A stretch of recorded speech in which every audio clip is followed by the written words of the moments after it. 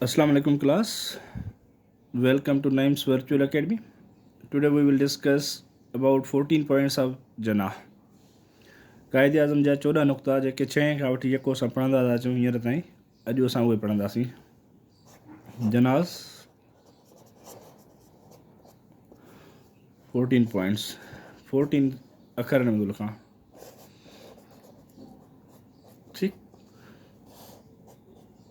कॾहिं आया 1929.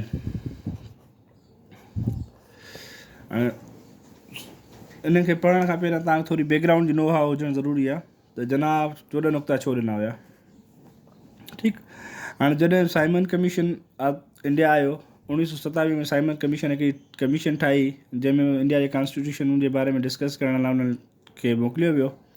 जॾहिं इंडियन लीडर्स मुस्लिम लीग कांग्रेस या महासभा जेके इंडियन जूं पार्टियूं हुयूं इंडिया जूं उन्हनि सभिनी साइमन कमीशन खे रिजेक्ट कयो ऐं उन्हनि साइमन कमीशन खे रिजेक्ट करण खां पोइ जेको आहे सो ब्रिटिशर्स इंडियंस खे इहो टास्क ॾिनो जेकॾहिं तव्हां एतिरा कैपेबल आहियो त अहिड़ो जेको आहे हिकिड़ो ड्राफ्ट तव्हां तयारु कयो. पोइ असां ॿिन्ही ड्राफ्ट खे जेको आहे ॾिसी उन जेके तव्हांजो ड्राफ्ट वज़न वारो हूंदो त उन ड्राफ्ट खे बि असां शामिलु कंदासीं.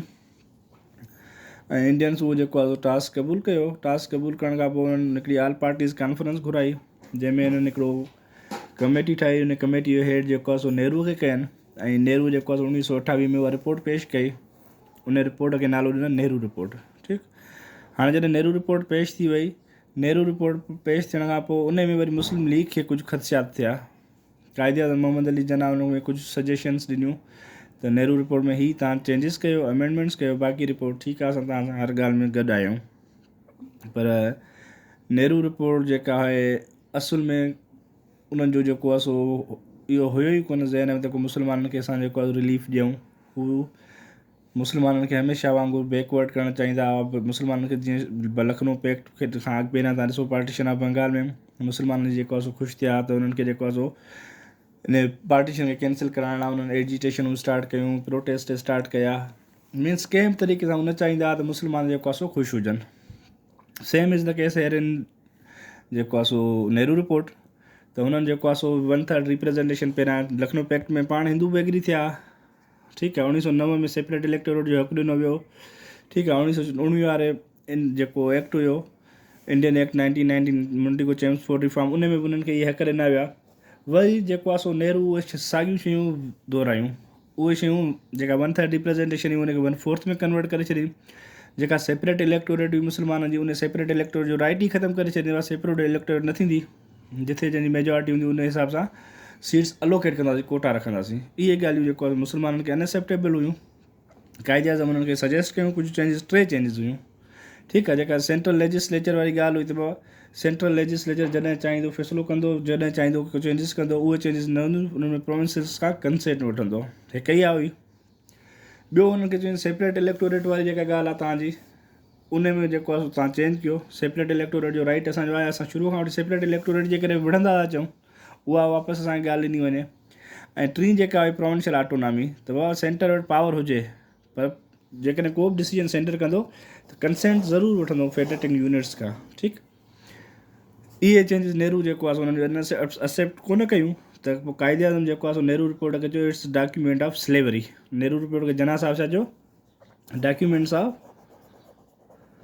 डॉक्यूमेंट ऑफ स्लेवरी ग़ुलामी जो डॉक्यूमेंट आहे जेको असांखे हर हाल में क़बूलु न आहे. ठीकु आहे. हाणे उन जे मुख़ालिफ़ क़ाइदे आज़म जेको आहे सो हिकिड़ी ऑल पार्टीज़ कॉन्फ्रेंस घुरायनि. उन में डिसाइड कंदो आहे नेहरू रिपोर्ट जे मुक़ाबले में असां पंहिंजो हिकिड़ो ड्राफ्ट ॾींदासीं जंहिंमें असांजा जेके डिमांड्स आहिनि असां उहे उन्हनि खे मैंशन कंदासीं. ऐं ब्रिटिश गवर्नमेंट ताईं उहे डिमांड्स पंहिंजूं पहुचाईंदासीं. ठीकु. उनखे जेको आहे सो फुलफिल करण लाइ जना खे जेको आहे सो हेड कयो वियो ऐं जना हिकिड़ी रिपोर्ट ॾिनी हिकिड़ो ड्राफ्ट ॾिनो जेको 14 नुक़्तनि ते मबनी हुयो. उन्हनि 14 नुक़्तनि खे हिस्ट्रीअ में जेको आहे सो क़ाइदे आज़म 14 पॉइंट्स चवंदा आहिनि. ठीकु आहे.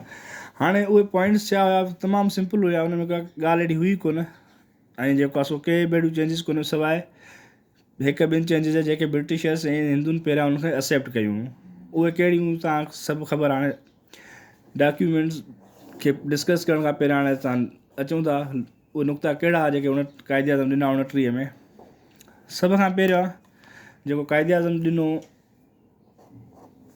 उहो चेंज जेको फ्यूचर कॉन्स्टिट्यूशन आहे, फ्यूचर जो जेको कॉन्स्टिट्यूशन हूंदो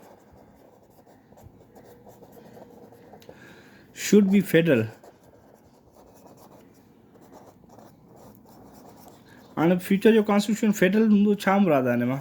हाणे पाकिस्तान जो जेको कॉन्स्टिट्यूशन आहे उहो बि फेडरल आहे, ठीकु आहे।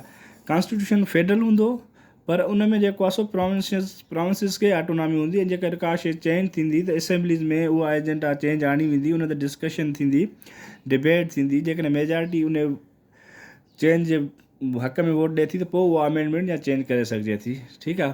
माना सेंटर फेडरल माना हिकिड़ो सेंटर आहे, उहो फेडरेटिंग यूनिट्स उन सेंटर खे रिस्पॉन्सिबल हूंदा आहिनि, पर सेंटर को बि फ़ैसिलो कंदो फेडरेटिंग यूनिट्स खां कंसेंट वठंदो। हिकिड़ी पॉइंट इहा हुई उन क़ाइदे आज़म जे 14 नुक़्तनि में। ॿी पॉइंट छा हुई? क़ाइदे आज़म घुरी यूनिफॉर्म ऑटोनॉमी। हिकिड़ी ऑटोनॉमी त हूंदी आहे, क़ाइदे आज़म घुरी uniform autonomy, uniform autonomy for all प्रोविंसिस।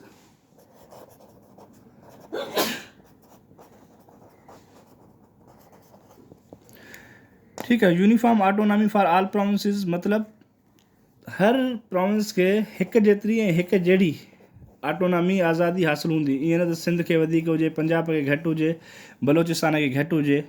Means जेके प्रोविंसिस हूंदा उन्हनि खे हिकु जहिड़ी ऐं हिकु जेतिरी ऑटोनॉमी हासिलु हूंदी। पंहिंजी मर्ज़ी सां डिसीजन्स करे सघनि था, जेको उन्हनि खे फ़ैसिलो करिणो आहे, जेको उन्हनि खे बिल पास करिणो आहे, उहो पंहिंजी मर्ज़ी सां करे सघंदा।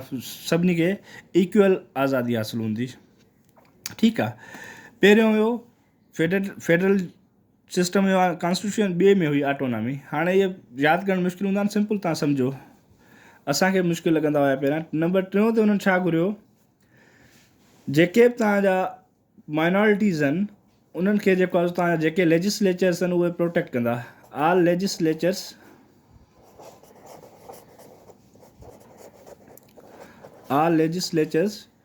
Should protect minority. हाणे जेके बि कानून साज़ इदारा हूंदा, जेका बि कानून साज़ी कंदा, जेको बि क़ानून ठाहींदा, जेका बि शइ ठाहींदा, उहे जेको आहे सो माइनॉरिटीज़ खे नज़र में रखी करे ठाहींदा। त किथे जेको असां कानून ठाहियो था उहो कंहिं कम्यूनिटी खे, कंहिं माइनॉरिटी खे इफेक्ट त नथो करे, उन्हनि जे राइट्स खे ॾिसी करे का बि जेको आहे सो कानून साज़ी कंदा। 3 पॉइंट क़ाइदे आज़म जे नुक़्तनि में इहा हुई। चौथी पॉइंट जेका क़ाइदे आज़म जे नुक़्तनि में हुई, 14 पॉइंट्स में हुई, इहा हुई जेको आहे सो क़ाइदे आज़म चए पियो त रिप्रेजेंटेशन जेका हुजे उहा कम्यूनल बेसिस ते हुजे। Representation on the basis of communities या कम्यूनल बेसिस, ठीकु। कम्यूनल बेसिस रिप्रेजेंटेशन कीअं? सिंपल, जीअं ॾिसो अॼुकल्ह हुते डिफरेंट कम्यूनिटीज़ हूंदियूं हुयूं, जेका रिप्रेजेंटेशन ॾिनी वञे उहा सभिनी कम्यूनिटीज़ खे बराबरि ॾिनी वञे, सभिनी कम्यूनिटीज़ खे राइट ॾिनो वञे, हक़ु ॾिनो वञे, जेके उन्हनि खे जेको आहे सो रिप्रेजेंटेशन बराबरि ॾिनी वञे कम्यूनिटीज़ बेसिस ते, ठीकु आहे।